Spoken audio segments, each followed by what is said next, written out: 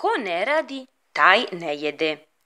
Bila u kralja Matije veoma lepa kći, ali tako lenja da celog svog života nije nikada ništa radila, niti je umela šta da radi, već je povazdan sedela pred ogledalom.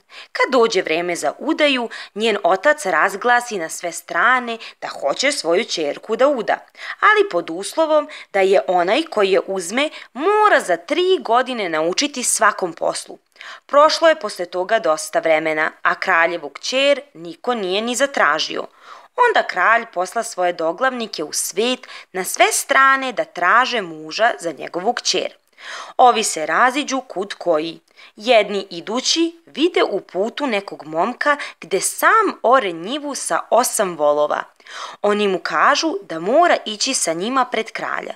Momak se uplaši, ali šta će kad mora? Kad dođe pred kralja, kralj mu kaže sve po redu šta je i kako je, a on obeća da će devojku za 3 godine naučiti da radi. Posle veselja, koje je trajalo čitavu nedelju dana, uzme momak kraljevu kćer i pođe svojoj kući. Kralj ga isprati dosta daleko i na rastanku mu reče da se neće videti 3 godine. Kad momak dođe svojoj kući, istrča mati njegova pred njega i začudi se lepoj devojci. Sutra dan uzme momak ralo i volove pa ode u polje, a majci rekne da devojku ne goni na posao. Kad uveče dođe momak kući, majka iznese jelo da večeraju. Tada sin reče majci: "Majko, ko je danas radio?" "Ja i ti," odgovori majka. Ko je radio, ta valja i da jede," reče momak. Kraljevoj kćeri to nije bilo po volji, pa se rasrdi i ode da spava.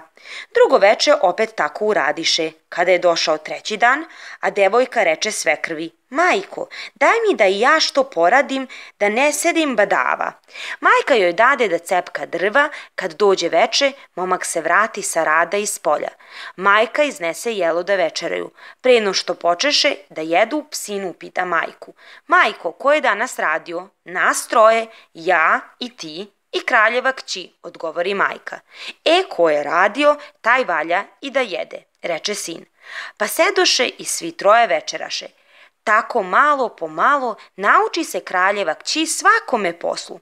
Kada joj posle 3 godine dođe otac u goste, pa vide kako mu kći sa svekrvom rame uz rame radi, beše mu veoma milo.